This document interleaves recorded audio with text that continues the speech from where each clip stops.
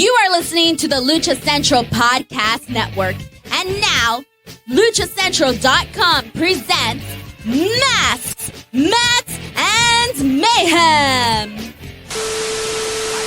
I'll write it and we'll do it live. Fucking thing sucks.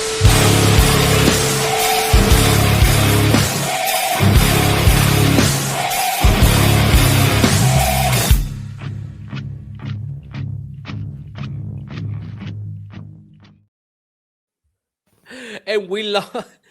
Hello and welcome. Wow.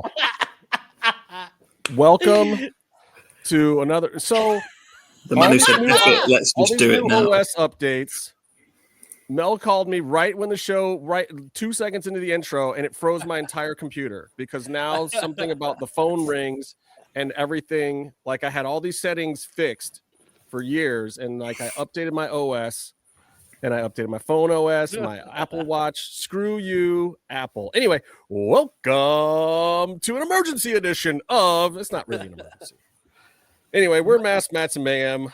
I'm Justin Outlaw Harvey. You can find me on social media at JustinHarvey75. You can find Tony Allen on social media at Tony St. Allen, St.Allen. Well, one of them you're just St. Allen, and the other one you're St.Allen. You got to get them all to be the same thing, man. I can't. I tried. That's so brutal. I hate when that happens. Well, but I thought if I got, Tony Allen, the drummer, passed away, I thought I could get his handle, but apparently I can't. Wow. I'm sorry. And down there you got the guy who's exactly the same on social media everywhere at Meefloaf. Apart from Facebook, but we'll never talk about that. What? Oh, well, no, that's your real life. The same in social media as in real life. I'm telling the person that called me that they just froze our entire podcast by calling me. Anyway, so the reason why we're doing this is because there's been a lot of wrestling, like so many wrestlings, and we want to cover some of it now because on the regular Wednesday show, we've got a whole lot of other stuff to cover, plus some potential guests coming through. I'm going to say this right now off the bat. I need you guys to know something, write something down. What's up, Jeffries? How you doing? Jeffy's Enterprise. Hi. You want to write this down right now. You want to remember this right now. What's up, Fallon? MMM free. Remember that, and I'm going to tell you why in a minute. Remember that, and remember MMM15. These are two special codes that you need to know to unlock the secrets of the universe, and will tell you what to do with those soon. So remember those codes: MMM free and MMM15. Am I in a rush? I'm never in a rush. Are you in a rush? I'm going to slow down. Would you rush me? I'd rush me. I'd rush me hard. I'd rush me, but I wouldn't rush me because. When you mess with the bull, you get the herns. I don't know why you get herns, but perfect. Yes, on a Monday. Where you been? We got, dude, you're going to like this one too, because we are definitely going to be talking about some AAA and some CMLL, some Consejo, because can I smoke cigarettes? Can you? I mean, I'm pretty sure anybody with lungs and lips can smoke cigarettes. Will they smoke cigarettes? That's a whole different story. He does it for his OnlyFans. Woo, woo, woo. Except that's gone. There's no more Zack Ryder. It's only Matt Cardona now. I don't think he's doing it for the woo woo. I think he's like woo woo, like I get it. Japanese stuff. But also, we're gonna talk about a little something called "What the hell did TNA do on AMC?"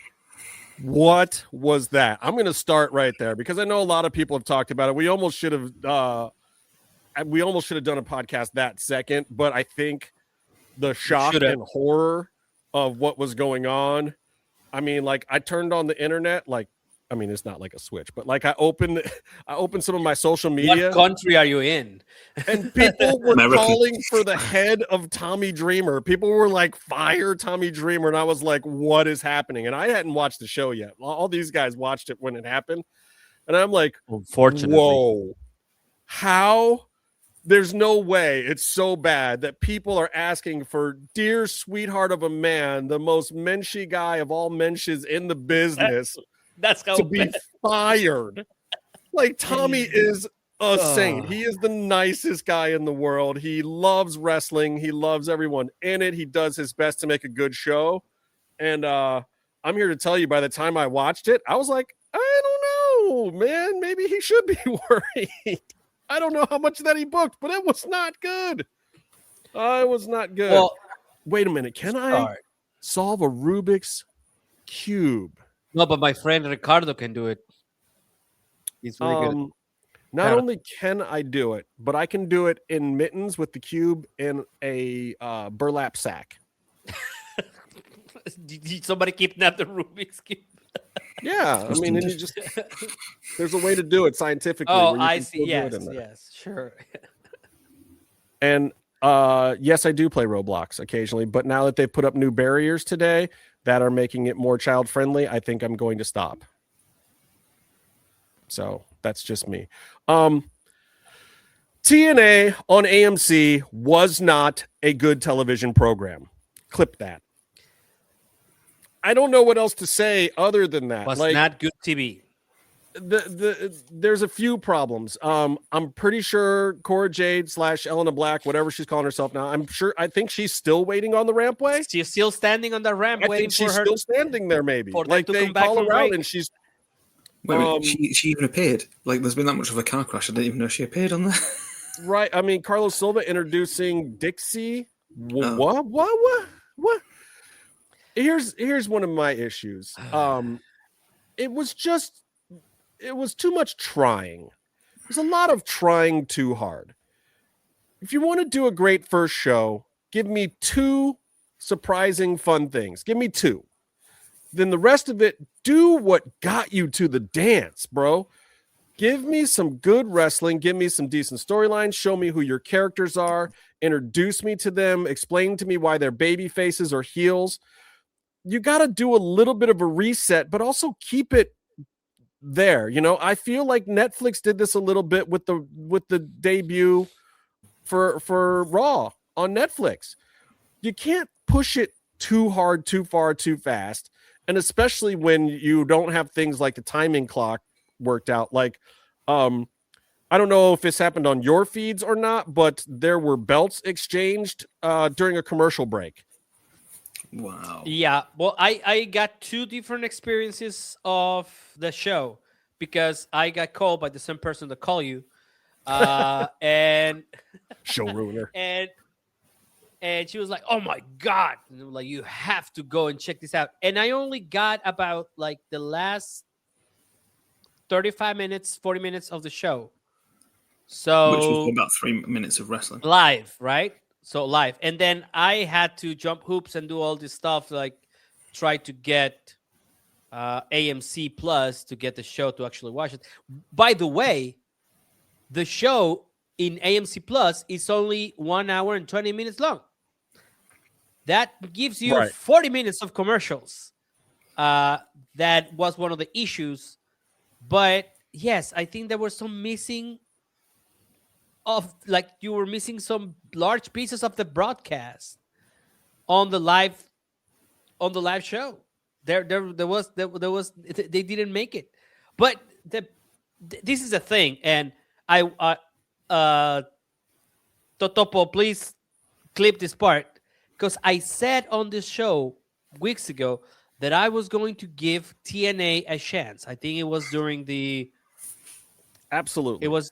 Yes, it was during. It was when Santana won the championship, and I said I'm gonna give TNA a chance. Well, guess what, motherfuckers? I'm going to pass from now on because I gave you a chance and you fucking threw a garbage can through the TV and hit me in the face. That's how bad it was. That's so bad. When Santana won the belt, I was like, TNA is on it. This is going great. Then they took it off him. And I was like, you know what? Screw TNA. I'm never watching again unless they give Santana back the belt on the first show on AMC. Well, they did that. And I don't know if I can follow through on my promise because That show was terrible on so many levels. Okay, let's talk about Perez Hilton, the Riddler, or whatever. Why in the fucking world is that dude? What's the relevance of this guy?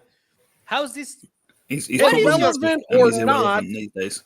At what point in the 1996 are we pointing at girls shaking their booties in the middle of the ring? What are we doing here, people?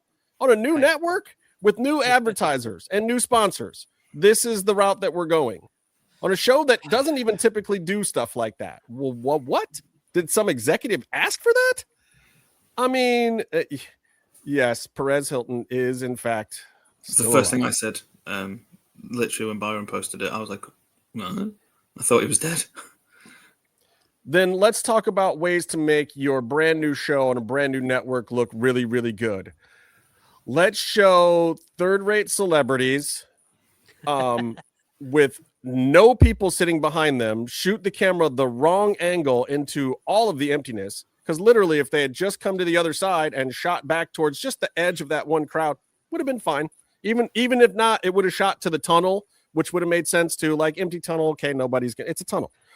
But no, they didn't do that. And then as we're scanning down the line, we get to like former wrestlers just sitting on folding chairs that were just plopped there. We're like second-rate influencers. Does anybody know who most of these people were that were there? Like, people complain about the Netflix version of that.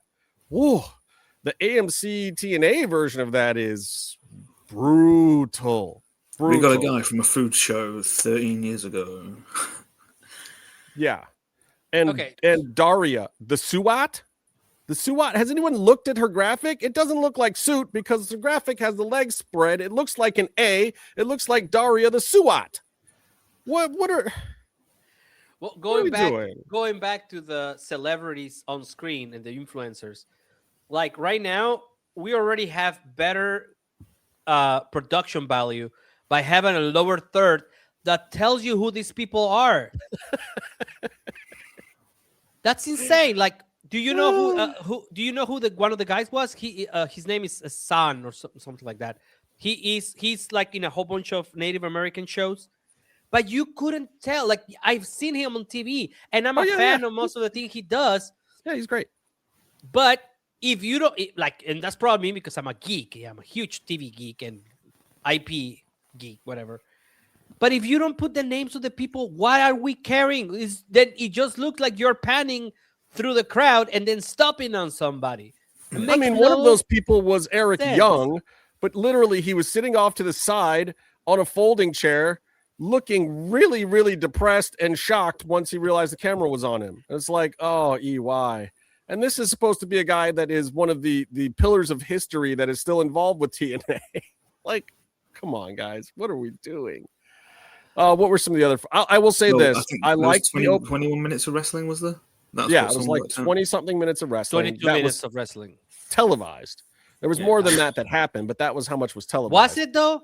I don't even know. Well, the women's tag match for the belts, they went to a second commercial break by accident and missed the finish. So that was 3 minutes of wrestling that we didn't even get to see. That happened. The opening match with Matt and Jeff Hardy and versus the Righteous, I thought they defeated Order 4 guys. That was good. And then Righteous and Vince and Dutch come out and they hang Jeff's ear by the that was all fun. That was great stuff. I was fine with that. Then the AJ Styles and Frankie face off, the thank you for the house bit, that was amazing. And then looking and AJ looking down at the belt, I was like, we're off to a good start. And then after that, I don't know that anything good happened. The Elegance brand versus the Inspiration was the match where we didn't even get to see the finish.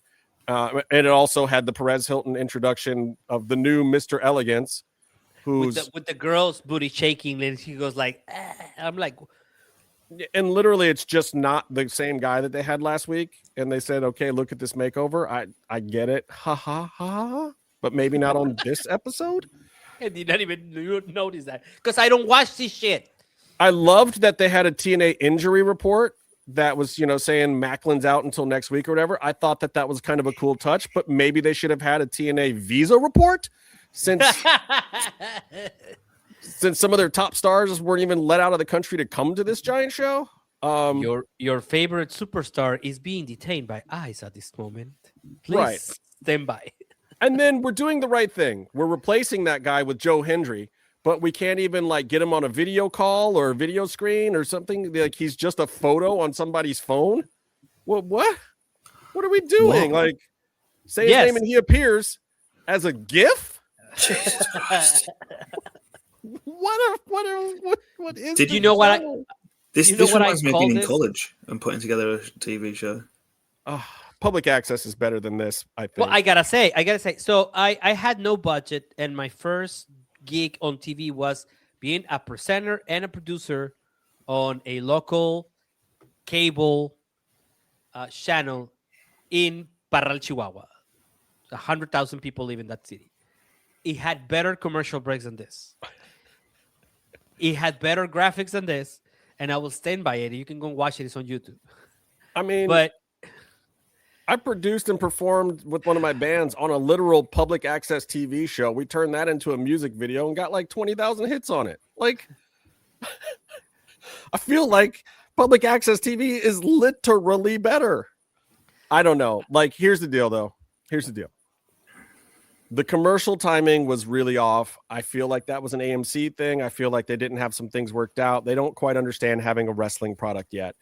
They shortchanged the ending because we got a whole bigger setup for the weekend with Ryan Nemeth being the special ref and this rematch for Santana versus Kaz, and it's going to be a Texas death match, which in TNA is actually done the right way, which is you get a 3 count first, or no, you get a 3 count first, and then if they don't answer a 10 count, that's when you win. So you have to kill the other guy basically, and all the weapons and everything are involved. Like when AEW does a Texas death match, it's just a hardcore match.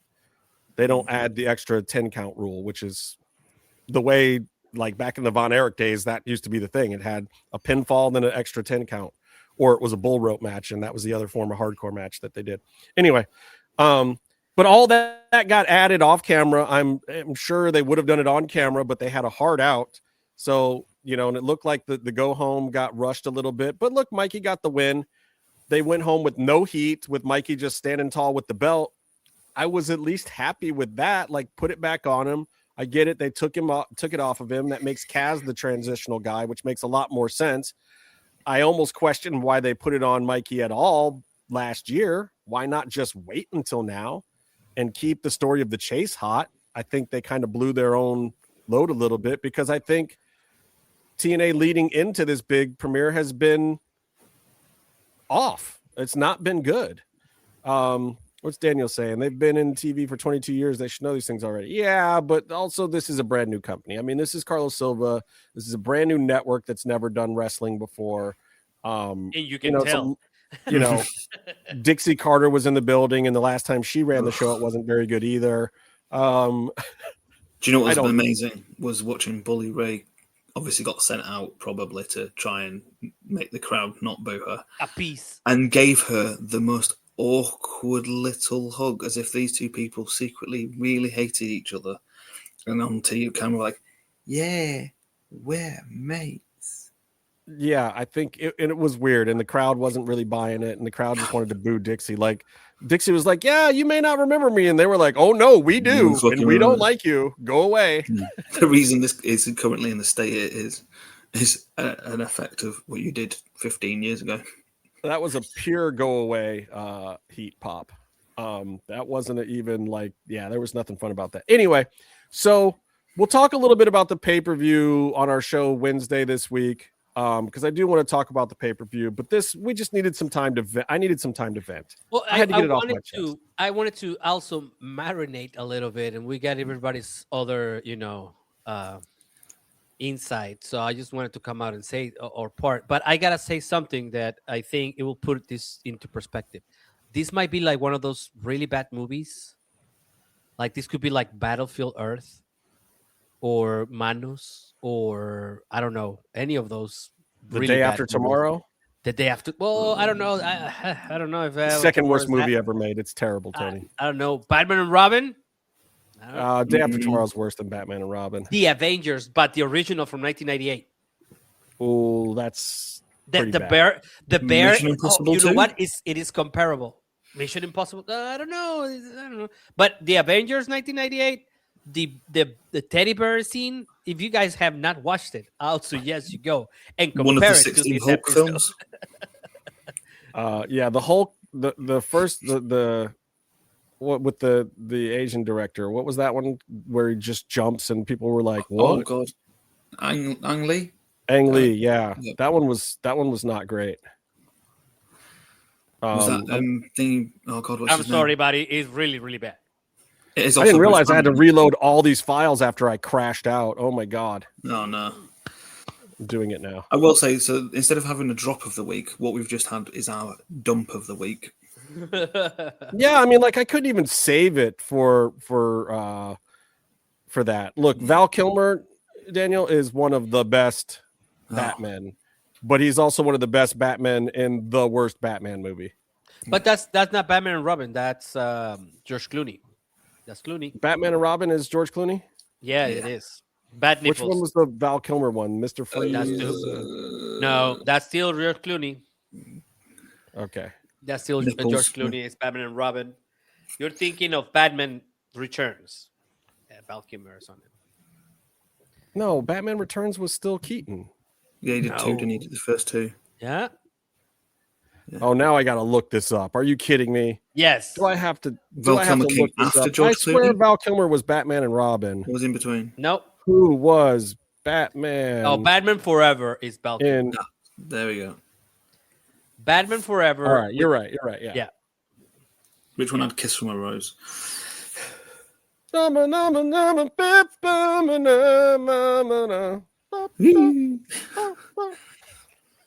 right. Let us tell you a little secret. If Daniel, you'll want to hear this. This is important. You're getting Again, in. Daniel, if you have shit to say to me, you can put it on the chat. It's fine. This is very important, Daniel. MMM free. This code is going to get you a free trial of Riot Cabaret Gold. Go to riotcabaret.com, click the little gold button up there, and if you use the trial code MMM free, you can see all of the wonderful stuff that Riot Cabaret is doing. You want to do this, and you want to do this soon because we've got an amazing interview coming up with the guys that created Riot Cabaret, and it's going to get you so pumped, and this way you'll be completely prepared when we do that interview to know what's going on in Riot Cabaret. You'll know the inside and out, the ins and outs of all the cool little things that we're talking about because you see, it's a super duper fun promotion. Meef ran to get his discount. To get He's going right now. trial. So I'm putting it in the chat. It's MMMshow free. And that will get you Riot Cabaret free trial. And you want to do this. This is actually from them being on a different podcast from our friend Thunder Rosa. She had a free trial offer when they came on there. I did it then. I got to see a bunch of the stuff. It's totally worth it. So check it out. It is a great promotion. I have been there personally, but also you get the vibe on the podcast. Like it's just good fun and great matches too. It's I mean, they were wrestling on a boat on the Thames. Come on, you can't not cool. get that. Either you get it or you don't. Like that's. And you got Mr. Blobby, which is culturally relevant in Mr. the UK. Blobby. Yeah. Did you see that reaction? Did you see the reaction from me? Oh, Mr. Blobby. It's just If you're like, if you're over 30 in the UK, Mr. Blobby was on your TV every Saturday night on Noel Edmonds, and he just gunked people a lot. Can you also send the website for Riot Cabaret? People want to know. All right, and we'll put it in the description for the show too. And it's one of the most unique venues. The UK has quite a lot of venues that get used. To be honest with you, there's a few that end up being kind of empty, warehouses, and sports halls. But there's the odd one where it's like, oh my god! But they're the only ones who continuously running the same kind of really nice venue. So here's what I want to do, guys. I have a way for us to talk about 3 promotions at once. Do you know how I can do that? I can do that by showing you this photograph. Oh dear Lord. Oh my god! What in the AI are we doing over at AAA? Is this you, Borash? Borash, did you do this nonsense? Somebody during the Dominic package had this little AI art transition thing where Dom is clearly wearing a belt that's in the shape of the Mega Campeonato. How do you say it? Mega Campeon. Mega Campeonato. Nato, thank you. Mega Campeonato. That'd be the belt. It's in the right shape, but then it morphs into the letters AEW clearly on the belt. So he's holding up his WWE title, his AAA title, but it's emboldened in AEW logos. Like, guys, don't use AI for your artwork when you're a $1 billion company. To be fair, we could have clearly just used a picture of Dom anyway and run that through. Someone could have edited that in about 5 minutes. To be fair, when this thing generates imagery, right? It's just dumping a lot of stuff. Yeah, it does. Like I saw the post. Somebody posted this, and then I had to go, and you have to go like 0.5 frame by frame. 0.5% speed, 0.25% speed, so you can see it. However, why would you not be looking at your editing? If you're a graphics person, you absolutely should be looking at it that closely. And you should have watched it down like 70 times. Like, I have never done graphics. I haven't watched it down 1,000,000 times. As much as they were asking for Tommy Dreamer's head, this person, whoever it is, I think that's. I mean, I don't like to call for anybody's job, but if you do this, well, clearly they weren't working in the first place because they used AI. They don't have a job. Yeah, they were just winging it. Yeah. The thing is, like I said, it was a still image anyway, wasn't it? So I know they did. Well, it was like this morphing cartoon image thing. Yeah, but you can do that quite easily. And an AI, I learned that 20 years ago. If you have millions of dollars, and you just got money from Fox to do this as well, so. Again, with the TNA thing and with this, where is the money going? Where is our entertainment's money going? It's not going to talent, production. Definitely, right. or it's not going to editors. Where is the money going? What's happening here? I would just like directly put it into Vince a secret account, or what's going on? Like, I don't get this part. It should surely go into making the more polished, better looking product, upgrading materials, upgrading cameras, etc. Whatever you need to do to improve the belt. I've been saying that for I don't know how long we've been doing this show now. 7 months. I've been on the show myself. Yeah, I've been doing it 10 years, but yeah. Yeah, well, I just got here. So it's all Justin's fault. Anyways, improve the belt. Yeah. And don't do this shit again. Don't use slop AI. You can even get like actual working AI to like do this. I, however, am a fan of the AAA belt. I like it. A lot of people don't. I dig it. It does look aged and kind of not in a good way. I mean, a lot of people think it looks cheap and brassy and like cheap. Yeah. The issue though is you're going to trust WWE to remake a belt? Ugh. Anything could be better. That's what I'm saying. No, don't, Tony. There's a famous gif of an English football manager when someone asks him, like, surely can't get worse this anyway. He just looks up and goes, it can.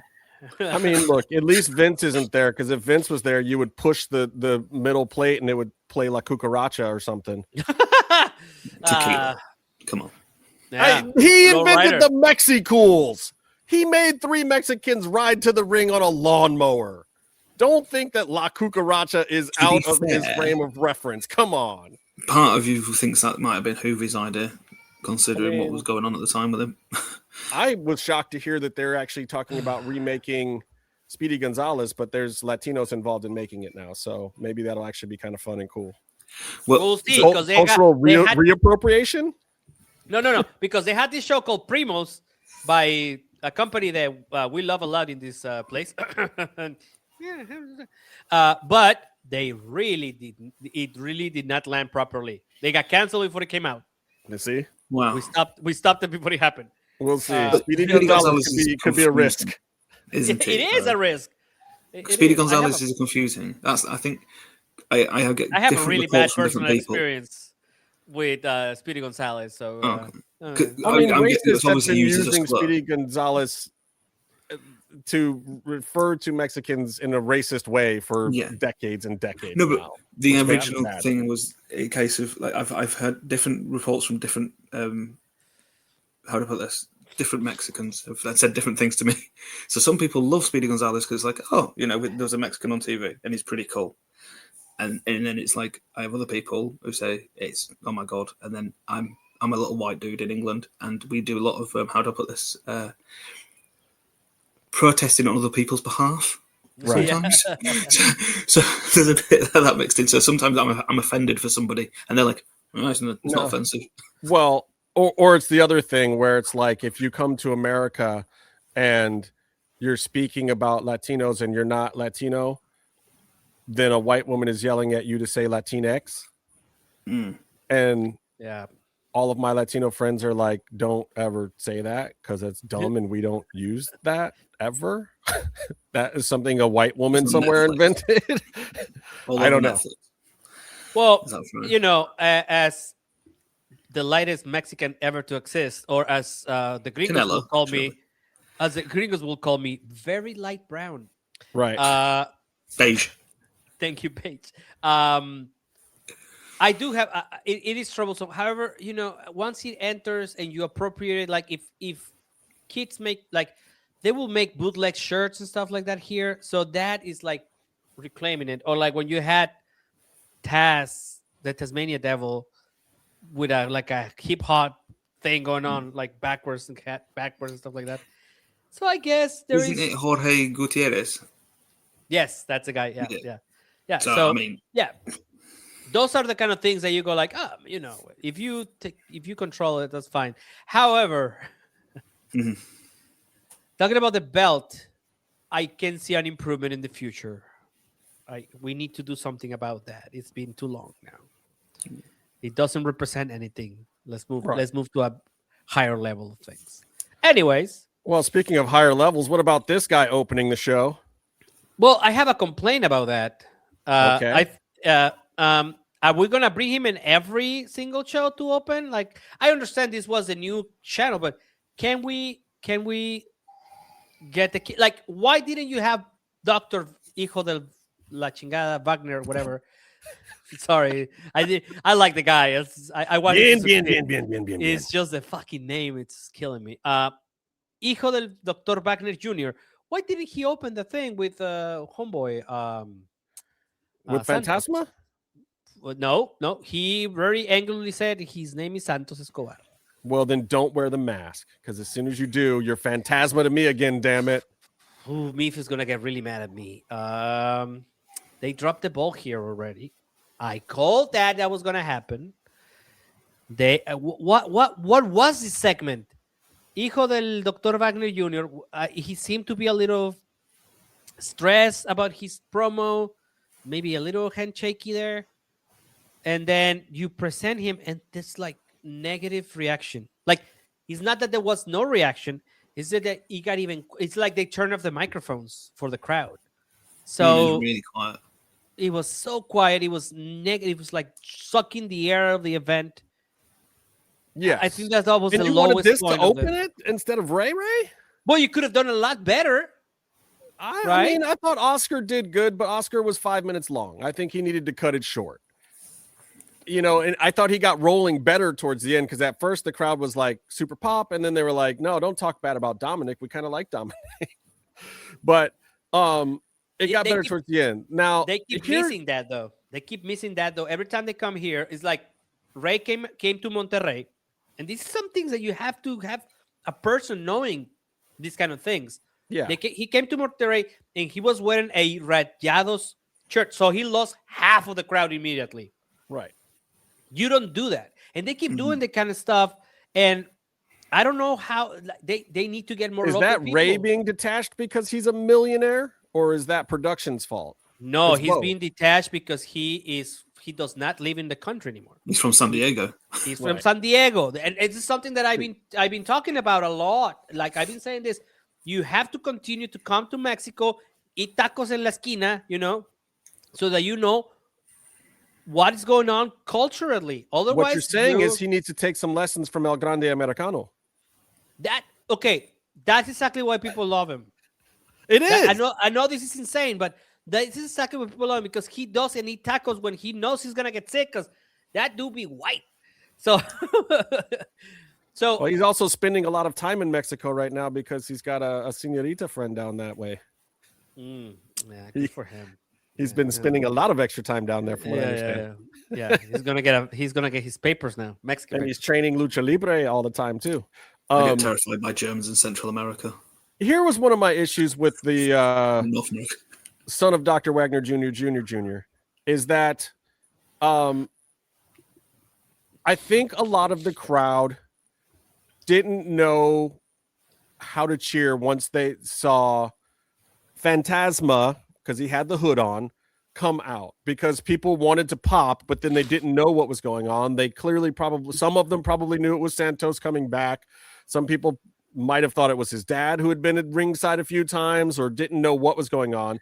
The turnaround by Wagner was a little too slow. So HDF is standing there too long, or Santos, whatever the heck you want to call him, standing there too long. It gave the crowd too much of a chance to think, and they weren't understanding that he was heel at first either, which I think was part of the segment. And, one of the things that WWE does really, really well is they're booking for next week's package. And when they put the package together, this scene is going to work fine.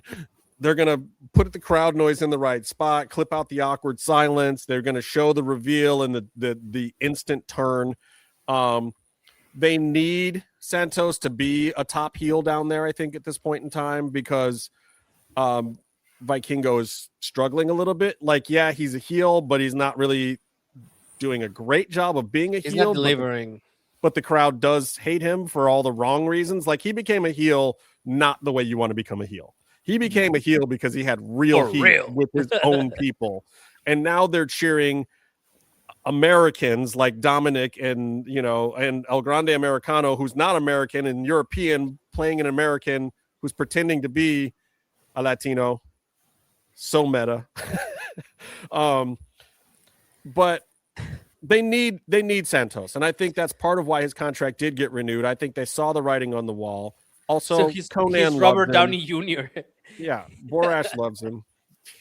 Yeah, somehow we're Tropic Thunder. Tropic Thunder. At least we're not C. Thomas Howell soul manning this thing, because that's go back and watch some of those clips. Wow, just wow. Anyway, I think that's part of it too, is that whole heel face Rudo Technico dynamic that they're fighting a little bit right now to get some things established. It made the segment awkward, but I feel like the segment is going to pay dividends. I feel like it's going to overall work. I think seeing Wagner Jr. versus Santos will be great, and then he can move on to La Parka and some of those other guys and try to help make this new batch of baby faces. But you need credible heels to do it, And right now, who are the heels in AAA? They kind of got rid of Loja. Right. I can't say it now. It's Vikingo and Dominic, who the crowd loves. There's no established. El Grande Americano was forced babyface. Well, I guess that the problem was, Santos should have just lied in and hit Wagner and then cut a promo. There should have been a little more action to it or something. The so face-off thing was weird. So you get the from the crowd because the baby face just got hit, and then you pull them down. Oh, I'm back. Blah blah blah. Whatever. Estoy de regreso, hijos de la chingada. No valen pito ninguno de ustedes. Me la pelan. Like, you cannot say that on TV, but you could. But it will be a great promo. I tell you what. What I would have done. I wouldn't have had him take the mask off. I would have had him run in, knock him out, leave a business card that just had an S on it, or the Phantasma face or something. Just lay it on him and walk out. Leave me wanting to come back next week. Now, I know you don't want to bring a guy like Santos all the way down there and then not use him for what he is. But, dude, sometimes the story trumps everything. I'm guessing from the way it's being done, because of what Wagner obviously does a lot of talking about his mask and his family's mask is the greatest mask. Well, firstly, your dad sold that to a fucking jumping, prancing psycho bitch. Jesus, I gotta go and see him in a month, bro. Relax. He's gonna get punched in the face for you. Fuck Psycho Clown. But I love Dr. Wagner Jr. Long story. I love that man. I would love to have seen him in the UK at some point, but his mask is obviously one of the best masks, and it's one of the most prized, and it was the most prized mask when he lost it. I love that match. I like his. But his obviously that's what his son talks about. So then obviously I think the angle kind of from what I'm getting from what was going on was kind of Phantasma's my mask means a lot too, to a degree, but at the same time, this is where I get a bit confused with it, because he basically takes it off, and the kind of attitude towards it is almost like going to be the weight of the mask, I think. Or like the mask was something that kept him back, and going to this new character, his attitude towards it, I'm not sure what they're really doing. But he did do one thing that no one mentioned and no one's mentioned. It's something that I took a picture of and sent it in to you guys.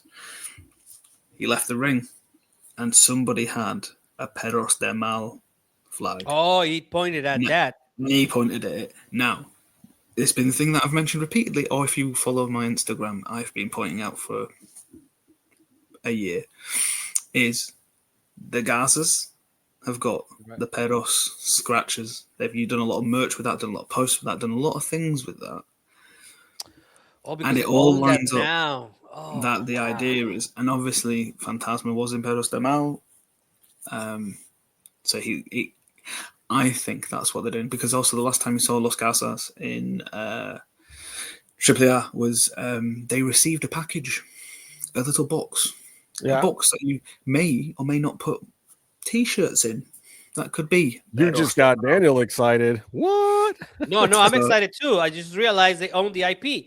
So they do. That's not a Lucha Underground in question IP. That is an actual AAA IP. I don't believe the family owns it. No, yeah, there's an so they would have taken the thing Mash from Republic the ground. At one point were doing things for the family, and when Pedro Guaya Sr. died, it passed on to a guy, and I can't remember his name, but he was then the person who owned the IP, who was then doing things with it. But there was then the Mass Republic, I don't believe they were doing deals to be able to still sell Perros de Mal stuff, right, with him and like the family kind of thing. And I think at some point they had to stop. It might be a dual control thing. So how does this guy fit into that? Well, see, the problem that I have with this, and the reason why I brought it up, it's first of all, what's up, bro? You know that's El Grande Americano's girl. What the hell? Anyways, that is El Grande Americano's girl right there. The outfit is like, I don't know if I love it or if I. No, the belt buckles around the neck. Nah, not really doing it for me. It's the belt buckles are as well. They are. Anyways, back to the thing. They pull up at Tony Khan kind of thing. Like next week, Penta has a announcement that will shake the core of Lucha Libre. I'm like, what? So was he just around and then it was like, hey, you know what? Let's just bring Penta to the. Yeah, like when I worked at the NFL, there was a point in time where I think it was 10 top executives all got called into a meeting to discuss the planning for another meeting. Yeah. And let me tell you, when the executives figured out that they were in a meeting that was really just to talk about planning another meeting, there were some heads that rolled, because it's stupid. Just like it's stupid to cut an entire promo based on telling people next week I'm going to cut a promo. Yes, that's what happened. That's exactly what happened. so not entertaining. But look, you got his face on the show, and maybe look at it. Maybe it'll be big. Maybe Penta comes. Maybe Penta's like, yeah, Pedro Samuel is coming back. Ooh. He wasn't there, is what I'd imagine, because he was in London. Oh, sorry, Belfast tonight. So I'd imagine it was a sent-in pre-tape. Yeah, okay, there you go. Yeah. Well, yeah, we would have seen the walk-ins like with Santos and Ray and them getting harassed on the sidewalk. Before we get any further away from the comment that you made, no, don't. Santos, do not drop a card like he said, because then people are gonna think you're selling real estate again. So also, stay away from that. That's the gimmick. He's the evil real estate salesman. No, it's not a good gimmick. He's gonna sell you a house with bad floorboards and a rotting foundation. That's like Speedy Gonzalez. Or a house that doesn't exist. Gimmick of all time. A house that doesn't exist. But no, the other thing as well that was after when he left, he did have the little interview where it was like, 6 months I've been away, he didn't care. I'm not going to say anything to you now. Was Perro officially Penta's godfather? He might have been. I know they were close in some fashion. Yeah. So, okay, so there was interesting matches on this AAA card. Overall, I gotta say, I liked the feel of this show. Something about these AAA shows feels important to me. And this was a fast show. There was not a ton of stuff on this show. You could not. You had Ray come out. When we had the tag match, the trios match right after that, right? That was fun. Who all was in the trios match? Was it? These were the technicals: Iguana, Hamburguesa, and La Parca, and Abismo. Oh, the other guys: Abismo Negro. Los Vipers, isn't it? Los Vipers. Is it a new Hysteria? Is it Hysteria because that's always a legendary one because it's Abismo Negro, Taurus, and Hysteria. I don't know if that's a new one though, but everybody seems very young. Well, that's definitely also a new Abismo Negro, isn't it? Like that's Isn't it Abismo Negro Junior? Yes, that was Abismo Negro Junior. Look, I mean, Abismo Negro passed away. But I don't think it's this one. Is this one actually his son?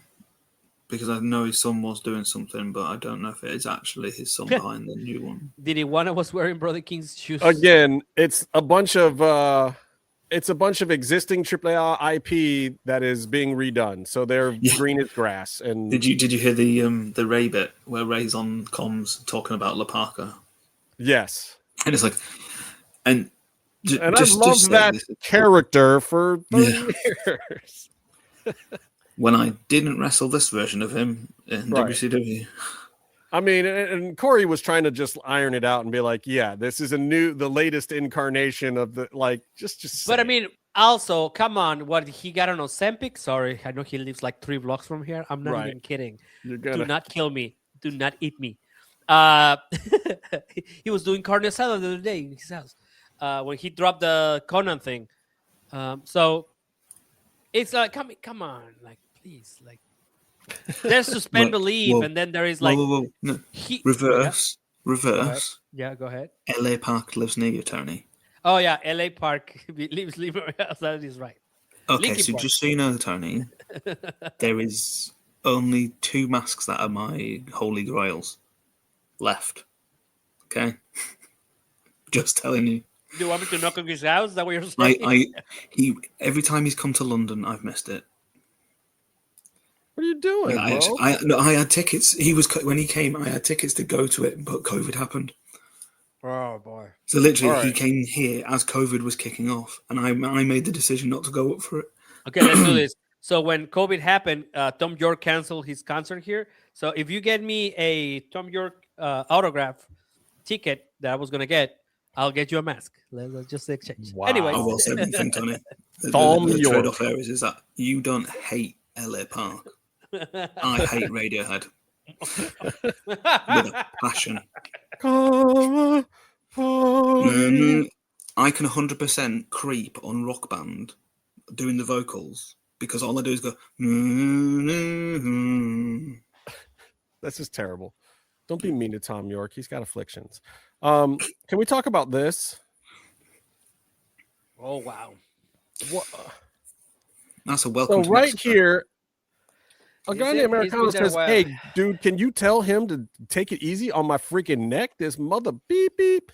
And then he sits up, This tells the is- ref, like, "Dude, tell him to lay off my neck." Vikingo's like, "What the hell's going on?" Ref tells him, boom, kicks him right in the neck again, and he's like, "Chingo tu madre." And then he kicks him in the neck again. He laughed. He laughs. This is What? not kayfabe, bro. Like this. What is going on with these two? We got So real if heat. you're a German, I don't know, but if they playing an didn't, they American, do now. pretending to be Mexican and doing lots of vignettes about being the greatest Mexican wrestler of all time, and basically putting yourself in El Santo's shoes or character should be on long lines. That there's going to be a Mexican who's going to kick you in the fucking neck. But is it Big Americano's fault that all of Mexico thinks that Vikingo is an Uncle Tom? Is that really Americano's fault that the people Tío love him? Tomás. That is the term, Tío Tomás. I do use Tío that a Tomás. lot for some people. Right. I'm just saying, like, I'm not judging whether or not it's true, but like the Mexican people with the stuff that went down with Alberto and then the whole purchase of AAA and how everything went down, Vikingo caught the brunt of it. It just But my is what it question is. is Vikingo the one to do this? Like, He's not. I don't know. Like, look, this guy But who else wasn't is it? even Americano when all that happened to Vikingo. There isn't anybody. exactly. in He wasn't AAA there. They haven't got a mail for Fabio Apache. Well, I Just guess they do now. But you know what I mean? They haven't Bobby's got doing that, a great job bruiser right and now, the- by the way, Meefloaf. Yeah. I hear wonderful things about her in the locker room. She's been Yeah. very nice to the girls. Yeah. But For a change. you can't hide the history that Fabio has. I said for a change. I mean, Well- but you even have to go look at Los Toxicas. Like, they've got a bit of that about them. So, Yeah. you know, like, Well, I'm It's pretty hard sure to be there's a gonna be woman some in kind Lucha of. Libre.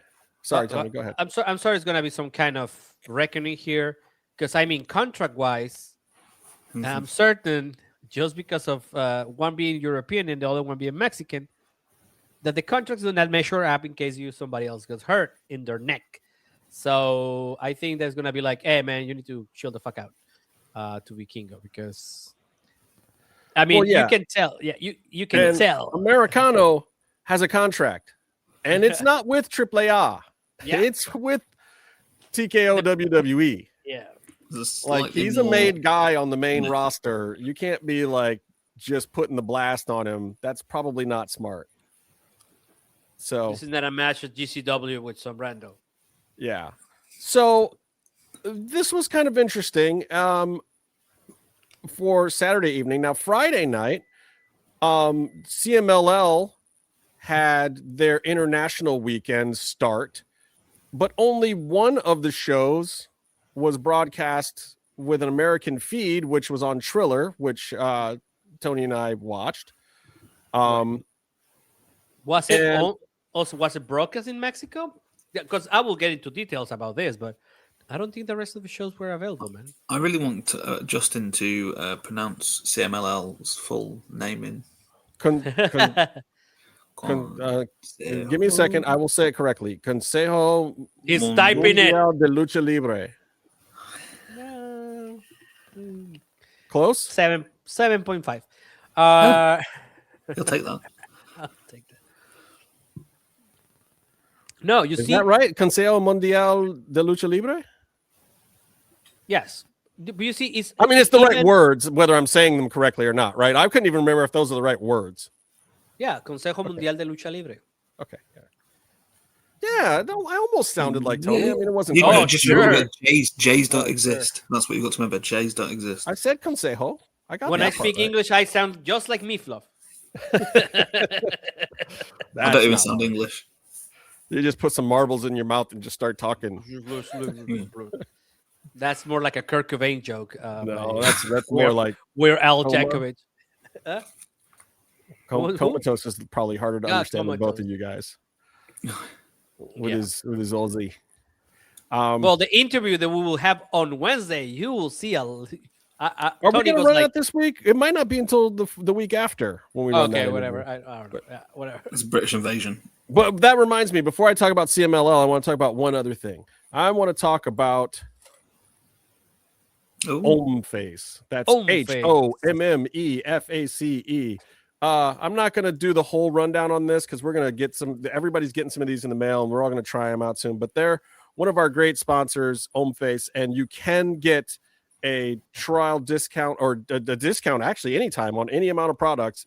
MMM15 is the code. If you go to omface.com, that's HOMMEFACE.com, you can get 15% off any of your products there because you're telling them that we sent you. It's all the best stuff for skincare for men because homme in French means man, just like in Reservoir Dogs, garçon means boy, or Pulp Fiction rather. You hate that movie too, don't you, Meefloaf? No, I love Pulp Fiction. No, you like Pulp Fiction? Okay, good.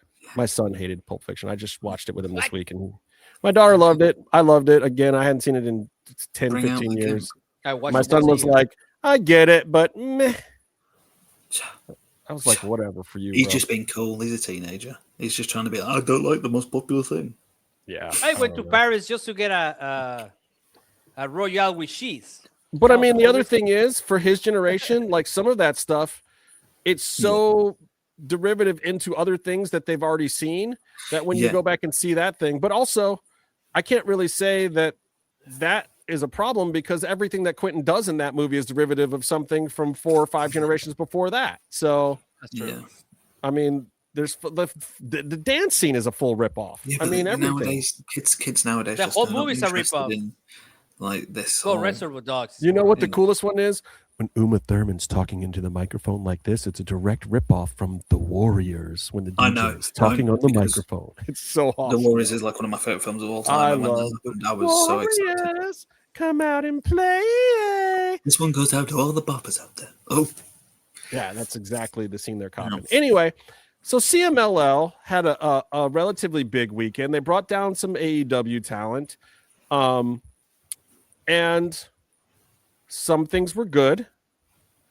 Some things were there seen. Some things were things. I don't even know how to describe it. Like, I wasn't surprised by this event. And I wasn't surprised by AAA's event either. They felt like what I expected. Yeah, Warriors and Reservoir Dogs, 2 of the best movies ever. I think I've seen Reservoir Dogs 86 times now officially. I will say that like Pam Grier is my favorite, so Foxy Brown tended to be my favorite Tarantino film. No, Jackie Brown. He did Jackie Brown. Sorry, Foxy. Is the Foxy Brown was originals. Yeah. And Coffee. Oh my God, Coffee. Coffee. I think Jackie Brown is my girlfriend's favorite Tarantino movie. Yeah, I'm still a Reservoir Dogs guy, man. I love the Madonna speech. But you ain't dying. When Harvey Keitel's trying to patch him up in the car and stuff, and the Stuck in the Middle with You with the ear, like, hey, it's just good stuff. CMLL does some things where they put matches together in the ring. They don't really mean a whole terrible lot in the grand scheme of any storyline, but what they're doing is, if you looked around the crowd for the event, it's 35% tourists at least, maybe more. I don't know. Like it's like if you're in Mexico City and you can go to CMLL, and especially in Arena Mexico, go. It's amazing. It is a great time. You're gonna have fun. Well, if you book on booking.com or do an Airbnb, it's literally, would you like to add on a Lucha Libre experience for? And the answer is yes, you absolutely do. The problem, however, is CMLL has become consumed with that type of marketing in this day and age. And they're still putting on shows like that. And here I am sitting here in America. We're ordering this stuff up on Triller, and it's like, it's not at the level of something that carries weight in that kind of marketplace. There's no storylines really going on here. There's great performers performing, but it feels like Cirque du Soleil, where every night Ka is the same show. Every night O is the same show. It's great. It's Cirque du Soleil. You pay your $165 to sit in the crowd. You enjoy the crap out of it. You and your girl go have some drinks and play blackjack at the bar afterwards. You know what you're getting, and it's fine. It's enjoyable. There's nothing wrong with CMLL. I do not have a problem with CMLL. However, what I want to see from CMLL is add-ons at the right time, marketing that extends past the live show. Great. You can pack Arena Mexico. There's a whole world of people out here who need to be exposed to Lucha Libre, and you're not just going to do that by packing Arena Mexico. There has to be more. So, Tony has thoughts. Yeah. So, okay, let's just go down the card. Primera lucha, Magia Blanca, Hijo del Pantera versus Pólvora and El Coyote. Meh. Just meh. I liked Pantera. I thought he was really entertaining. Yes. That's not the problem. Is not that they're entertaining or that they can do amazing things. But there's nothing else. What does that mean? Is and Pantera also, one of the Hyenas? The Felino's kids? Oh, yeah. No. Felino's wrestler from Guadalajara, isn't it? Yeah, I'm just wondering if he ended up being part of the... But the thing is, like, those three matches at the beginning, like Lucha de Dinastías, Valiente Jr., Max Star, Futuro versus El Cobarde, Felino Jr., Hijo de Stuka Jr. And then Soberano Jr., Bárbaro Cavernario versus Gates of Agony.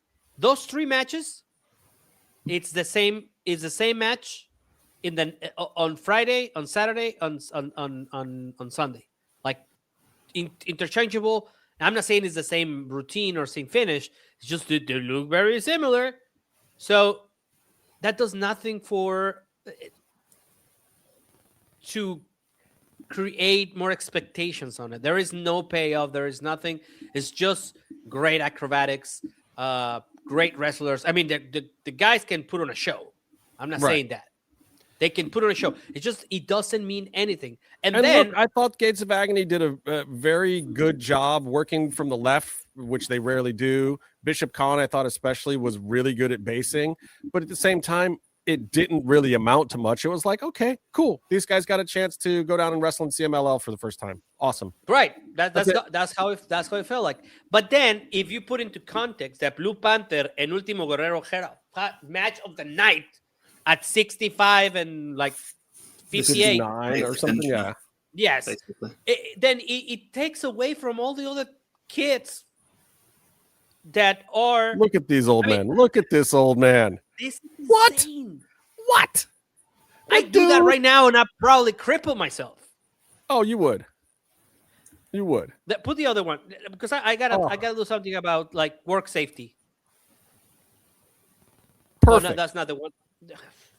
There is this other one. He does a suplex from the third row on the corner. We don't have it, but he deposits. Último Guerrero deposits Blue Panther on the mat. Doesn't toss him. He puts him down like a sleeping baby, and then acts like he hit him with a jackhammer. and Blue Panther even does this to bounce off. Yeah. To bounce off it's insane. So if you put that into context, by the way, I love this match. This match is amazing. This match make me be like, okay, Ultimo Guerrero and Blue Panther. Yes. Yeah, $7. It's fine. Okay, but that's not how you should be looking at this, because in reality, to get this match in Mexico, so I had to go to the American website to get this match, instead of just going into YouTube and paying for it, because it was $30 less. Right. It's just you have to pay for the tier for the whole month for the upper tier. Exactly, you have to pay for the whole month. And I'm not saying so. This is the match that saved me from being like, okay, I'm just out of it. I don't care anymore, because I could have been like, I'm out. TNA shit. You didn't want to get to Ricochet and Titan. Come on, that was. It was good, but I don't think it was worth. Like, if that was the only match that was good, then I would be really pissed. Well, yeah, I mean, because down the line, you're going to get that as the opening match on Collision at some point. Yes, and also riddle me this: why isn't the AEW national champion being defended in Mexico? Did we got conquered already? What's going on? Did we just got invaded? Well, I didn't get the you memo? take a left at the Gulf of America, and then you come right across. You storm the beaches, and you run over to Mexico City. It's just that easy. Now, if out of this match, Titan got his green card, good. Because I think that's what he one means, of the guys right? we have not seen in AEW, isn't that correct? Right, but again, why is a national championship being wrestled outside of the nation? I got to tell you what my first thought, as soon as I see him in the ring with Ricochet, I was just like, oh my gosh, is Tony Khan going to steal him too? So I don't even know if we talked about did we talk about the acquisitions of CMLL talent with these joint contracts? I think we went through it last week. We might have, because I think it literally was happening while we were on the air. While we were on the air, yeah. But in further investigation, basically reveals that this was going to be the only way that CMLL was going to even be able to keep some of this talent. And it was really like by getting these joint contracts, CMLL is not going to pay these guys any more than they ever paid them. They get paid by the pool. They can't change it because then they have to change it for everyone. So they can't really change their pay structure for a lot of these talent. But guys like Hechicero, not making enough money. He doesn't wrestle as much anymore. They can't give him like a guaranteed contract the same way. He does a lot of backstage stuff, and I'm sure he gets extra money. But at the same time, like, you want to keep him around. You want him to be a part of your history. You don't want him to jump ship to AAA, who does have a budget to acquire a specifically luchador and talent that they can. Like, that is outside of WWE's budget cuts and what they're doing and their hiring freezes. AAA can bring people in if they need to, especially if it's hurting CMLL. I don't think WWE has any problem with that. So they go to Uncle Tony Khan and came up with a deal structure where Tony's like, okay, well, you're going to let me semi-poach your guys like I've been doing in Japan for the last 5 years, then great. So now we're kind of repeating. The word about Tony. Tony would never poach. That's the WWE and nasty people, and they poach talent from companies they work with. AEW doesn't do that. These comments are expressively only from Meefloaf and do not reflect. I mean, look, MMM. Tony's in a dirty battle with WWE, and he's got to do some certain things. But I mean, like, he's got to do. Like, no, I don't disagree with it. It's just like Phoenix and Penta started off. Their primary contracts were AAA. Their secondary contracts were AEW. Then it switched to the other way around. Then it switched to they had AEW contracts, but AAA could still use them with permission. Then it went all the way to screw you, Conan. Our last conversation didn't go well. They're not doing shit for you. And that's the way it happens. And then you got stuff like Okada coming over. Well, Okada didn't want to do a whole lot of stuff with New Japan, not because of anything to do with Tony Khan, but because he had issues with some of the front office at New Japan. But that didn't help. And, then all of a sudden you've got a whole bunch of other guys that are like, Jay White's like, what about me? I don't want to be here without Okada. I don't want to be here without Kenny or the Bucks. Like, I'm getting out of here too. And they all mass exodus. So maybe 2 or 3 years from now, we'll see a similar thing with CMLL. And I'd hate to see that, a bunch of talent getting poached. What I'm hoping is, again, CMLL can update their structure a little bit. Maybe the pool isn't going to work the way it used to work anymore. Maybe we have to start looking at other revenue streams so that we can offer a few guaranteed contracts. Sure, the Friday night show, you put somebody on it, they get paid from the pool. It's a big enough show, and everyone's getting good paydays from that. Great. The Wednesday show, might be a problem. Let's stop having crappy matches. Let's start planning some TV shows. Let's start planning some real streaming that isn't just event-based. Let's start figuring out how we're going to pay these guys and not go to Uncle Tony's wallet to do it. I want to see CMLL survive and thrive in the current marketplace. And the fact that WWE has purchased AAA is going to make it a new game. They've got to reset. They've got to come up with some new ideas. And they're out there, and we're all rooting for them, and we want to support them. They just have to start putting it in action. What you're going to have to do, Justin, is you're going to have to send them container ships full of smelling salts to wake them up. Well, I mean, I think they're going to get some very realistic. I mean, look, I think Stephanie Vaquer was a big wake-up call for everybody involved. A wake-up call to Tony Khan that he's got to be careful how he opens the forbidden door, because when you open it incorrectly, all of a sudden there's holes in people's contracts and they get to leave altogether. I think it was a wake-up call for CMLL of like, crap, we just invested a year and a half in making this girl into somebody, and then in one day, New Japan and AEW turned her into something else, and WWE poached her, and she's one of the biggest stars in the world that came from here a year ago, and people don't even know it. People don't even know. The casual fan has no idea she ever wrestled for CMLL in Mexico. I can guarantee you now, most people will think she wrestled for AAA. Correct.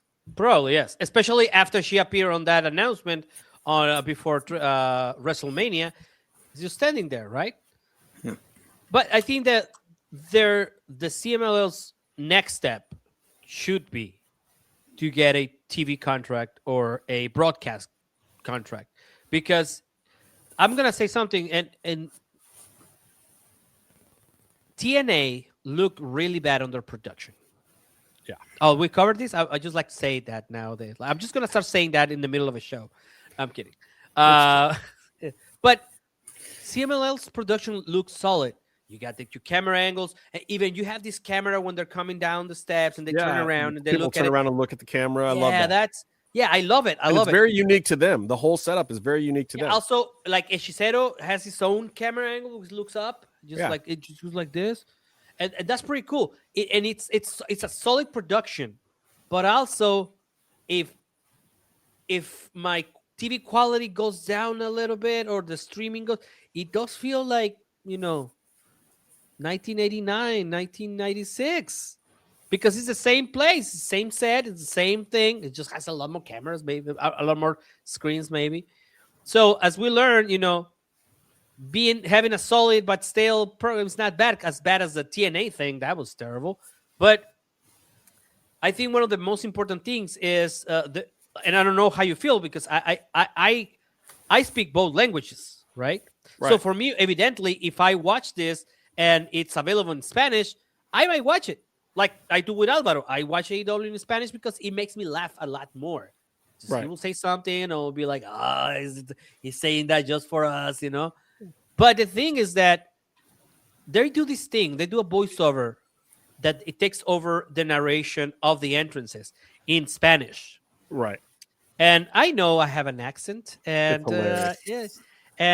but I don't know, like, how do you feel? Like me, just how you guys feel about this narration? Is it weird? Is it like I don't even want to imitate? I'll tell you what's super duper weird.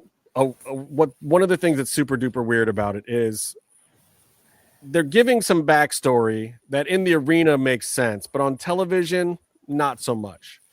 They're like, with the heart and fighting spirit coming from Tijuana, Mexico, and blah, blah, blah, blah, blah. But the guy has to wait until the lower third comes up before he can say the name. So then he starts stalling and saying other weird things. And it's like, okay, the stretch is really weird. The announcement's really weird. The translations don't always add up. Like, if you're going to do it, do it. You almost need an American announcer to just do it. And this is one of the two differences I noticed very quickly between the AAA presentation and the CMLL presentation. So I will say, with the CK saying, Mexican Lucha Libre relies heavily on the mindset of the Mexican Latino consumer. The audience wants to see hits and the action. I agree with that. This is why we said about the CMLL AAA thing, was when people were saying a little bit about AAA, being not anti-Mexican, but like, it's going to be taken away from the Mexican product. It's never AAA was never really that. It was always a WWE style version of CMLL because Pena, when he left CMLL because he wanted to create the extravagant show. He wanted to have not so facility in a wrestling ring, but that kind of thing, wasn't it? No, but, and I do get that, but at the same time, I like both products existing. I don't think that has to go away. So we need both products to continue existing. Yeah. We need both products. And Yeah. and CMLL is partially getting left behind. I don't disagree with the keeping the Latino markets happy by doing that traditional presentation and the cursing and the yelling and the high action, high octane show or whatever. But also, they're doing 5 shows a week. You can still have house shows, but you're going to have to start creating some storyline based entertainment. And you're also going to have to start selling it to more than just the people in the house. That's fine if you want to stay that product and stay local, but then you're going to stay small because now wrestling has become a truly global market now. New Japan World is everywhere. I can sit down and watch New Japan anytime I want in any country in the world. Netflix has made WWE global. I can sit down in any country, anytime in the world and watch some kind of WWE programming. Okay. AEW is on Max. They stream on a lot of different places. They have a ton of content on YouTube. AEW is a little harder, but you can still keep up with it globally. Can you keep up with CMLL globally? No, I can barely keep up with it one country away, and my friends in Mexico can barely keep up with it. I live here. This now, though. So what I'm going to say is I'm ignoring strong style, that kind of thing, a style, right? That's not a conversation. But wrestling, sports entertainment, and lucha libre are 3 different sports. Correct. I agree with that. It's like comparing XFL and NFL, whatever. There's this, there's variation. There's playing the same sport, but they're not really the same sport. Lucha libre, CMLL should always stay traditional because it is lucha libre. It isn't wrestling. It isn't sports entertainment. It's lucha libre. It's its own. It's not a style. Do you want luchadors to get British paid? style of wrestling. Do you want luchadors to make a living wage? No, I do, but there's a way of actually there is a way of keeping tradition and that product. Okay, because so people we're not even talking about. I'm not even trying to change the way that they do the thing. No. What I'm trying to do is, please, if you're ready, you already have a dedicated budget to have a person narrate the entrances because they cut off the audio completely, which completely voice the sound of the crowd. Please have somebody that has that ability to speak in. Okay, let me just and now out of Laredo, Texas, weighing 165 pounds, here is El Chupapitos. I don't know, whatever his name is. New Japan does exactly this same thing, and they do it better. Sometimes it doesn't line up with the in-house announcement, and that's fine. But they make it make sense. They introduce the characters and the people coming to the ring, and they do it for the American audience because it's the American broadcast. Exactly. What CMLL is doing is they're doing a narration, the Mexican style, for the American audience, which doesn't make any sense. There's no reason to do that because it's actually confusing the audience more, not explaining it more. It's just weird. It's just weird, Meef. I don't know. No, I just mean the product. I need to get that point out there that when we say these things about Tony's very close to the subject on this one, and behind his closed doors, but that we need CMLL to continue to be pure, basically. But it just needs better production. It needs better access to be able to watch the shows. Details. And okay, yes, we do need the kind of, I don't want to say storyline, but things have to exist in a, I just came up with a gimmick here on the spot. Anyways, yeah. What I'm not saying. Listen to me. I'm not saying that anybody should get fired. I want whoever is doing this to keep their job. However, if you're already gonna have to do it, please do it right. Also, the other commentators cannot keep up with Beta Scott. Is that how you pronounce her name? Beta? Vita? They cannot keep up with her. She's doing all this stuff, and even Mike Bailey's girl. Yeah, Mike Bailey's. Yeah. She's Canadian, right? She's Canadian too, or she's just American? I don't think she's Canadian. I'm gonna have to look it up. Okay. She speaks Spanish in certain parts. She's doing all this thing, and she's exciting. And the other guys are watching I don't know, Meef, correct me this, but they're watching a cricket match, or they're watching golf. I don't know. I don't know what they're narrating. I don't want to do a terrible Spanish version, but it would be literally them going, And today we are watching from Lords the match between El Felino and Pantera for the CMLL World Championship. I don't And understand. fighting in It is actually American. I don't understand that. I don't understand that mentality of trying to be stoic in your narration. No, this is exciting. These guys are destroying each other. Give me that. This is the CMLL production problem, isn't it? Because And CMLL Veda's is a doing massive that. storied I'm just company. talking about in like, look, if you have a good product, you want to export that product. Yeah. Honda came up with a couple of good cars. They start exporting them. But then also they were smart enough to say, okay, what does the American market need out of that car now that we're exporting it? The roads are a little bit bigger. They have to handle corners a little differently, whatever. And then they started making them. Eventually, they started making part of the product in Marysville, Ohio. You know what I'm saying? And it's like, okay, I don't expect CMLL to necessarily do that, but also, why not? What is AAA doing that's making it succeed right now? Now they're getting me to watch the product in Mexico because they brought it over here as Worlds Collide. Now they're getting regular casual fans. If you look at those numbers that they're getting on YouTube across 3 different channels for these shows, it's huge. They're making money just off of YouTube in America alone, and it's going worldwide. They're getting huge numbers. Now they got rights deals in Mexico for the product. That at the same time, they're using that same product and putting it on here as a weekly TV show, you know, that I am watching, that other, you know, hardcore and casual fans are watching because we want to see Dirty Dom and some of the WWE talent. It's amazing that El Grande Americano is over in Latin America. They have successfully introduced new characters to us, like son of Dr. Wagner's son and Mr. Iguana and, you know, and Lola Vice was a character that wasn't getting enough time on NXT because that women's division is stacked. Now she's getting her own segments over in AAA. And then also you got the return of Fabi Apache, who's just looks like a world beater right now, you know? And then people are starting to know who the Toxicas are and other stuff like that. And Lady Shani, and it's working. The whole thing is working. And even working the way that you like, Meefloaf, because Cycloclown and Pagano really aren't getting the rub that much. No. I love Pagano. Okay. Well, Pagano. Cycloclown can fuck off. Neither of them are really getting that much love. With CMLL, they have what we like to call an open goal.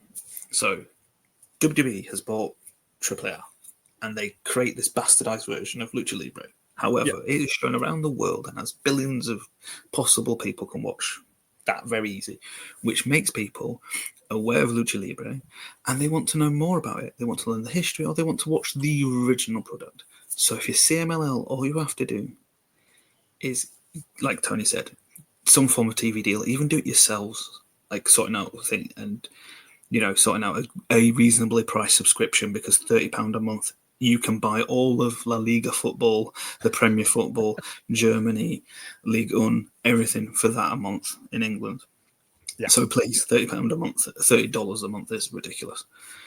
It's an open goal. All you have to do is just carry on making your product the way it is, or whatever you want to do with it. Just put some more money into the production values, so better cameras in the positions they've got, because like you said, they've got these amazing positions for the cameras. The presentation isn't bad, but it needs just that updating, and just polish everything off. And AAA and WWE are spending millions of pounds bringing people to your show, because that's what will happen. When people want to watch football in England, and people now get into the Championship, which is the second division. The Championship is ranked in the top 10, if not the top 5 leagues in Europe. It's a second division in England, but people like the Premiership, and then they watch the Championship. It's a lesser division with no stars in it, but it is a more organic version of football. It's not been sterilized. You've got CK on your side. Okay, I mean, look, I'm a TV producer. It's my job. The way I look at things is I want them to be accessible to people in a certain way. So yeah, I'm always going to be the guy that believes that CMLL should modernize, that they should step up their game, that they should do more storytelling. But that's what I believe in. But this is why traditionally I liked AAA more than CMLL. I always did. I mean, I liked the characters over there a little bit better. I liked the storytelling. I liked the way that they use the Exoticos over there. AAA has always been more my thing than CMLL was. No, yeah, that's the thing. I'm sat here in a t-shirt that says the man with new ideas is considered crazy until those ideas triumph. But I'm also a man who subscribes to it's better to live your life. It's better to die on your feet than live your life on your knees.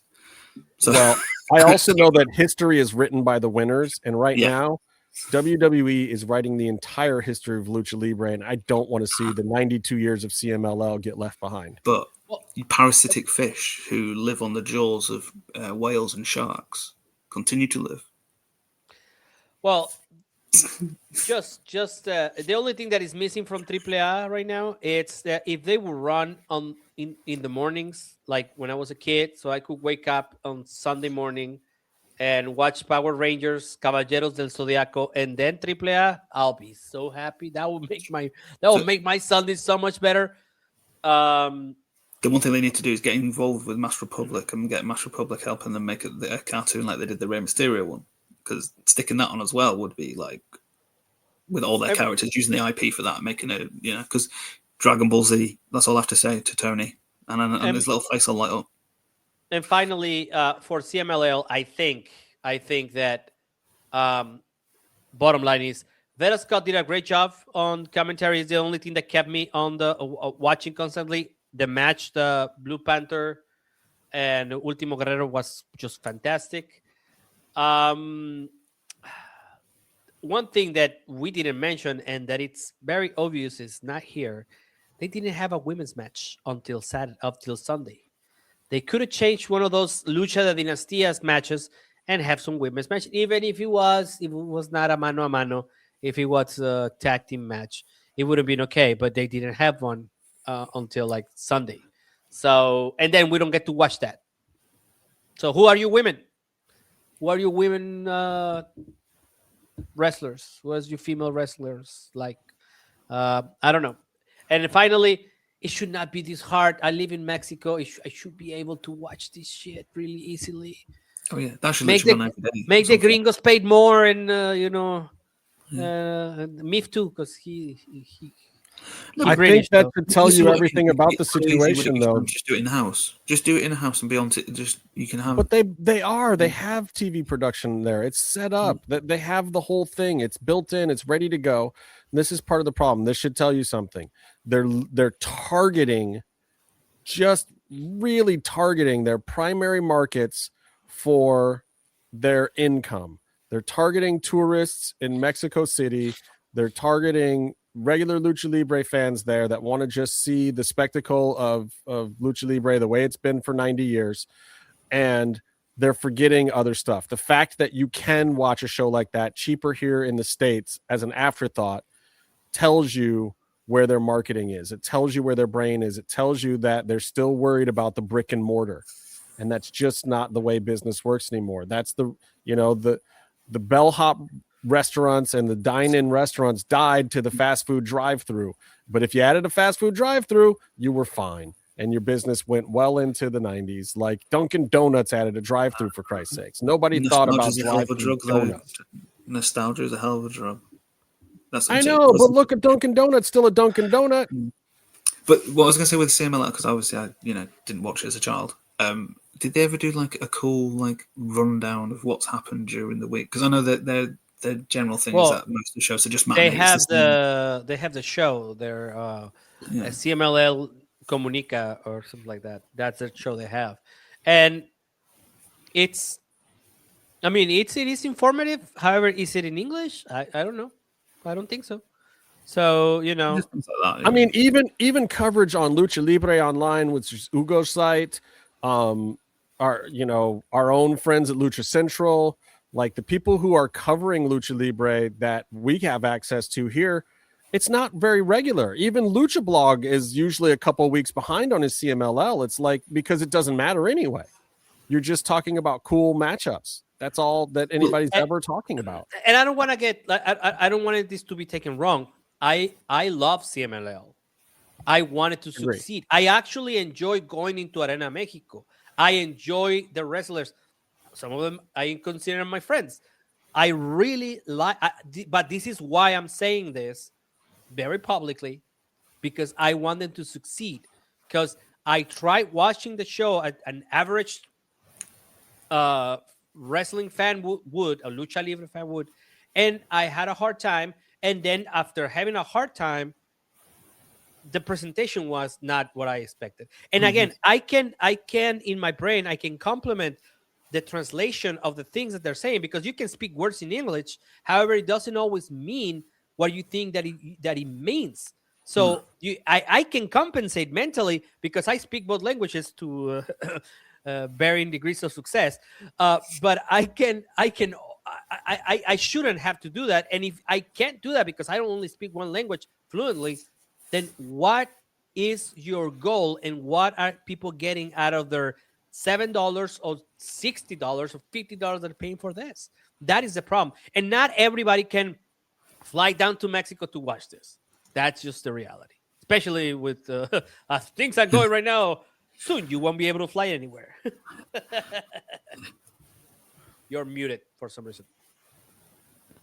I agree. Like, look, Casey's got one of the middle tier plans on the YouTube thing, and he enjoys it a lot. He is, however, a hardcore Lucha Libre fan who has a decent knowledge of Spanish, so he can watch it and understand it. And there's not a lot of him out there. I mean, they're the Rob Vipers and the Cubs fans and the Professor, Lucha Gringos out there, and it's hard to watch for the average, even IWC fan.